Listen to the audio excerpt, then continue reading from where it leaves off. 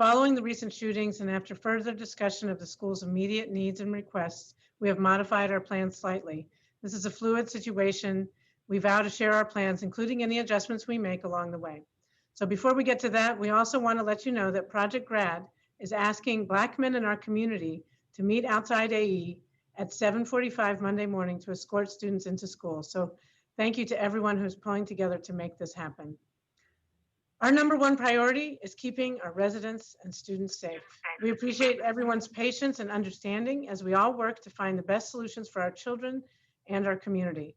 So for the latest, let me turn things over to Chief Thomas. Thank you, Mayor Kincannon. I wanted to provide a quick update regarding a slight adjustment that we have made in our efforts to address the recent gun violence in the area surrounding Austin East High School. We want everyone to understand that our efforts to address this violence are ongoing, fluid, and subject to change as we continue to evaluate the most effective way to deploy our officers. The plan initially was to assign 3 additional school resource officers to Austin East. Those SROs were going to be assigned specifically to monitor the immediate area surrounding Austin East. After further consideration, we have decided that the assignment is not the best use of our school resource officers. Instead, that it is best left in the hands of patrol officers.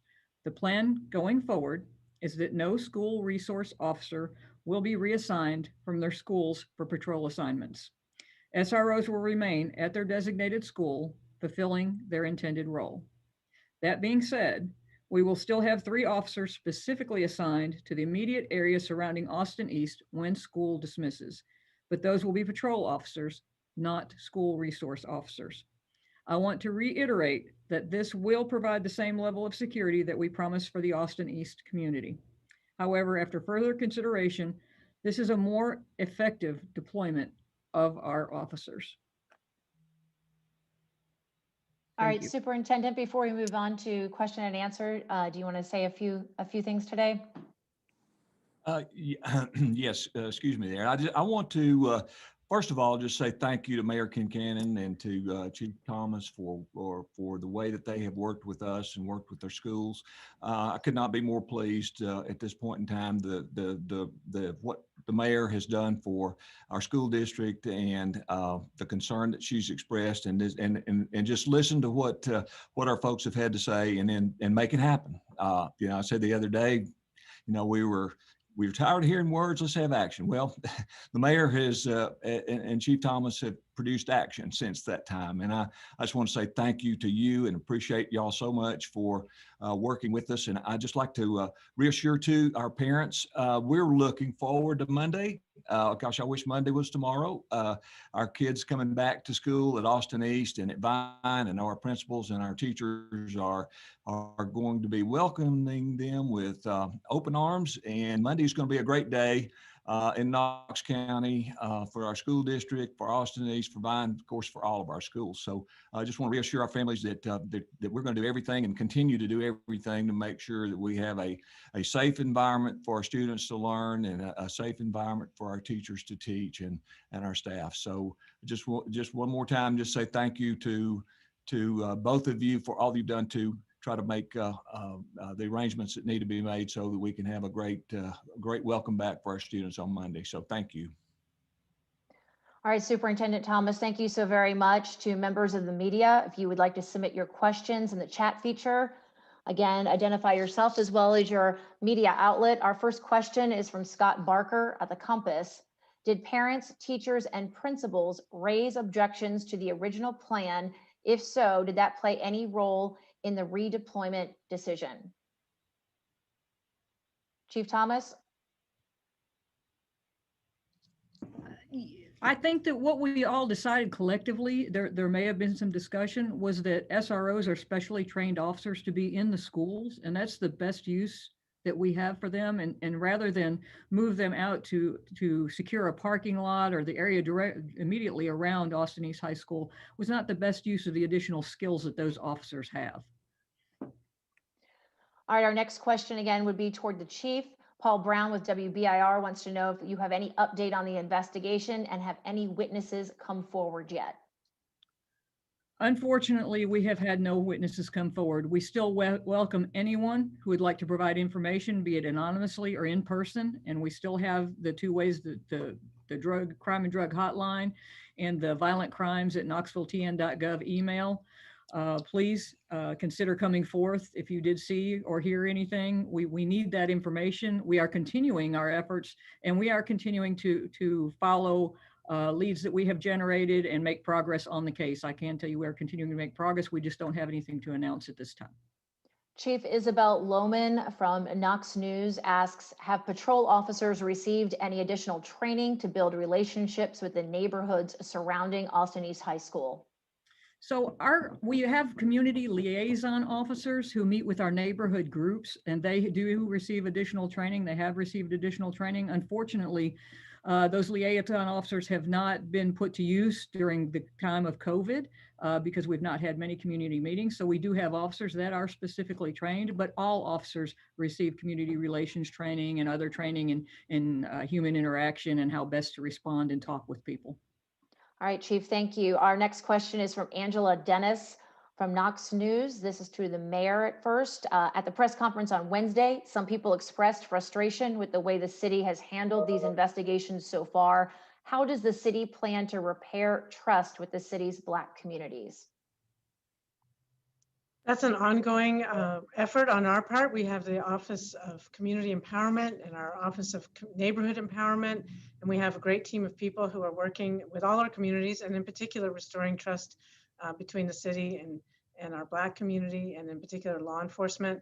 One thing we've heard very distinctly from people who live in the neighborhoods that have been most seriously affected by the violence is they want more police presence. They want to feel safe and be safe.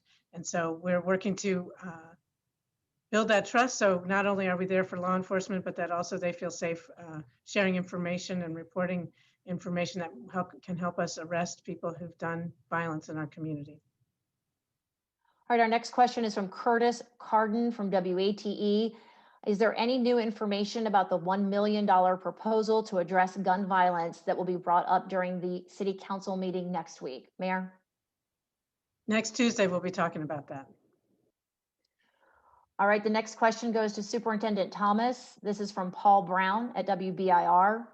Any idea how many students or staff have taken advantage of grief counseling services, and what other accommodations are being made for grieving students?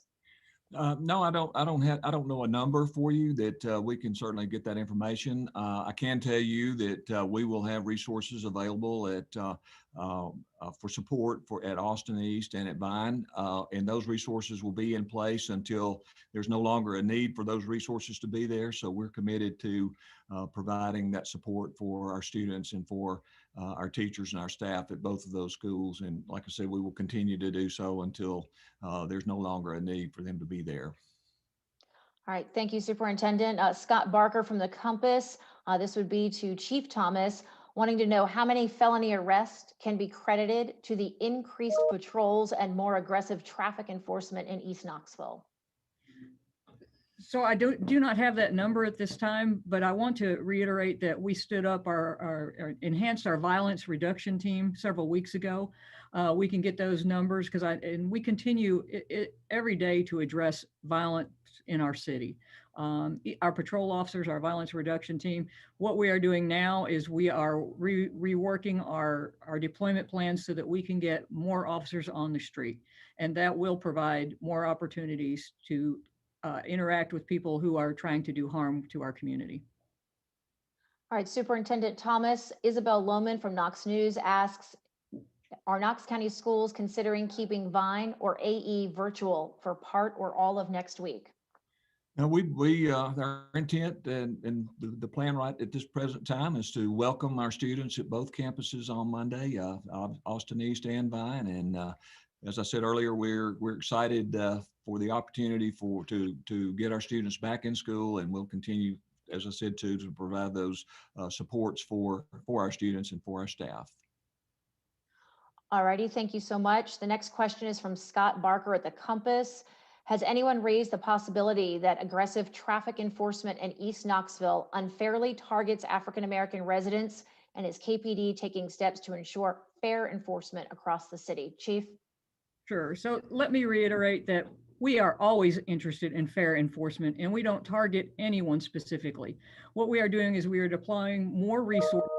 So there will be more traffic stops. There will be more focus on illegal crime that's going on. It's just going to be an enhanced effort. And if anyone feels like they are unfairly targeted or were stopped for no probable cause, please either go to Park, come to our internal affairs, call my office. We want to look into that. We are doing things the right way. We are just increasing our efforts in areas that have seen an uptick in this violent crime.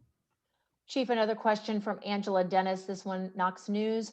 Will there be increased security provided by Knox County Schools or KPD for Vine and AE students who participate in extracurricular activities? How does the city plan to ensure students are safe outside of that 3 to 4:30 p.m. timeframe? Chief, you take this first, and then the superintendent can chime in as well.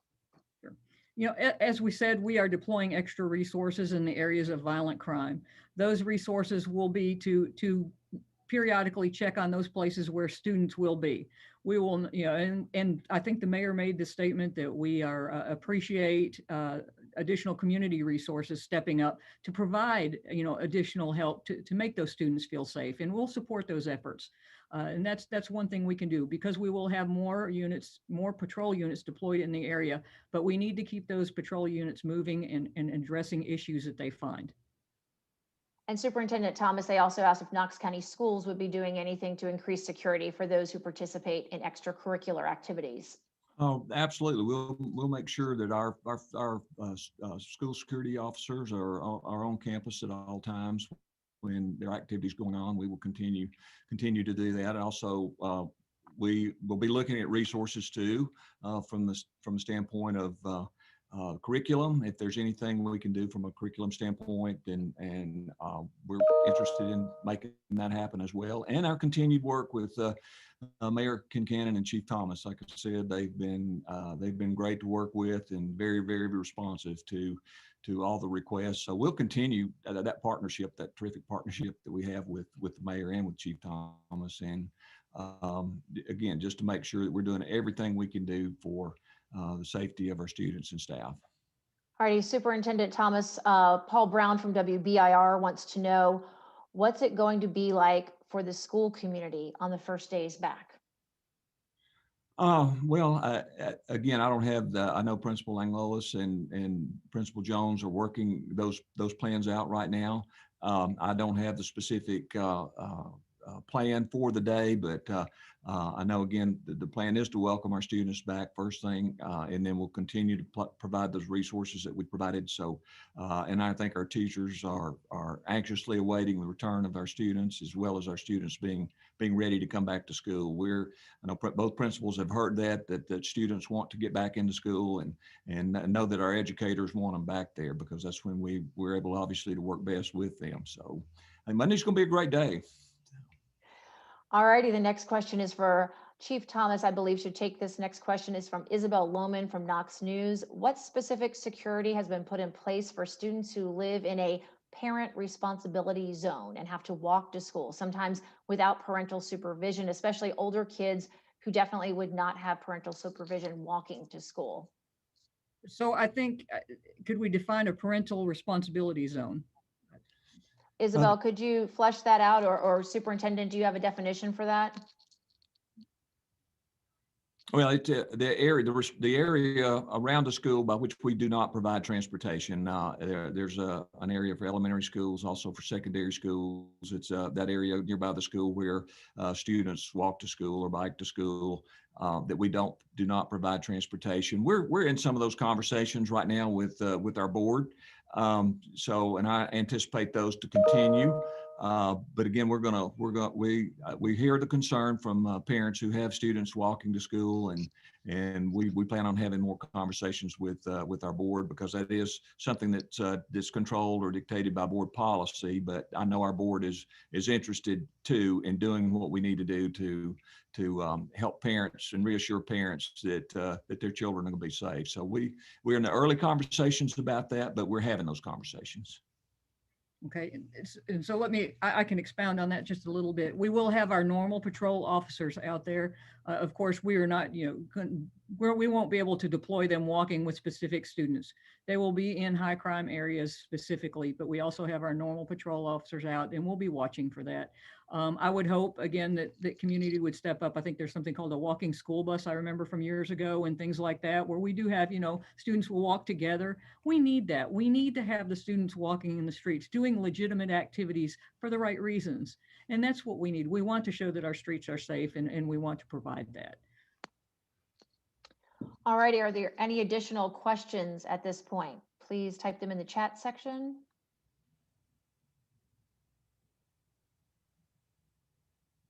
Isabel Lohman has a follow-up question to Superintendent Thomas. What specifically has been discussed with Board of Education members in terms of the parent responsibility zone policies? Has anything been discussed in regards to the policy?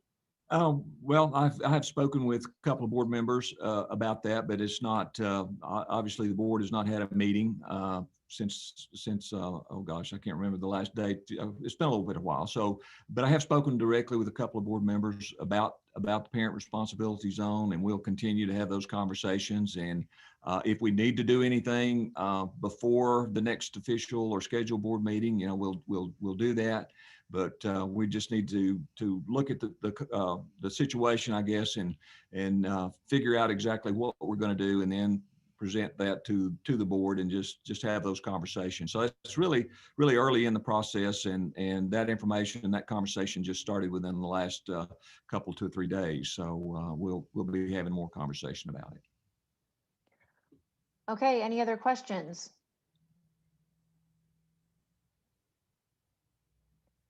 All right, I want to thank everyone who was able to join us this afternoon, and Mayor, Chief, and Superintendent, thank you as well. Everyone have a great day. Yeah, thank you. Thank you.